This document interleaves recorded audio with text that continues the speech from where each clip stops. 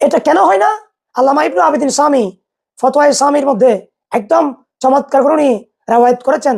2 নম্বর খণ্ডে আপনার অনেক নুসখার মধ্যে প্রথম খণ্ডের মধ্যে আছে, কিতাবুস সালাতের মধ্যে আমার কাছে যেই নুসখাটা রয়েছে এটা হচ্ছে 2 নম্বর খণ্ড 84 নম্বর পৃষ্ঠা, কিতাবুস সালাত। ওখানে বলা হচ্ছে ইস্তাহাব্বু আন ইউকালা ইনদা সামাইল উলা মিনাস শাহাদাতি সাল্লাল্লাহু আলাইকা ইয়া রাসূলুল্লাহ। অর্থাৎ মুয়াজ্জিনে যখন আশহাদু আন্না মুহাম্মদ রাসূলুল্লাহ বলবে তখন সাল্লাল্লাহু আলাইকা ইয়া রাসূলুল্লাহ বলবে প্রথমবার। ওয়া ইনদা সানিয়াতি মিনহা, দ্বিতীয়বার বলবে কুররাতু আইনি বিকা ইয়া রাসূলুল্লাহ। সুম্মা ইয়াকুল আল্লাহুম্মা মাত্তিনি বিস-সামি ওয়াল বাসার। ফতোয়া ইসলামের মধ্যে কি আছে ইবারত? আর মোল্লা বলছেন এটা বেদাত, এটা নাকি একটি বেদাত আমল, এটা সুন্নিরা করে, বেদাতিরা করে।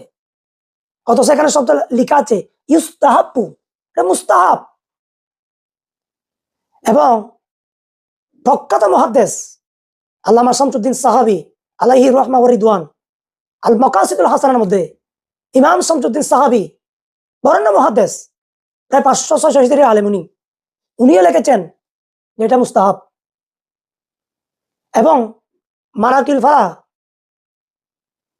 নুরুল ইজার একটা সরা আছে, ব্যাখ্যা গ্রন্থ আছে মারাকিল ফালা আলা তহাতাবি, যে ওখানের মধ্যেও এই ইবারত আছে যে মুস্তাহাব।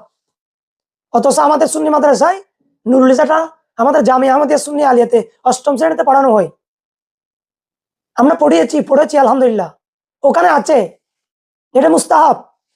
এবং হাসিয়ে তহাতাবি, ইমাম তহাতাবির আরেকটি হাসিয়া লিখেছেন ফতোয়ায়ে শামীর, ওখানেও আছে ইমাম কোহেস্তানের ইবারত দিয়ে বরাত দিয়ে উনি নকল করেছেন ইবারত।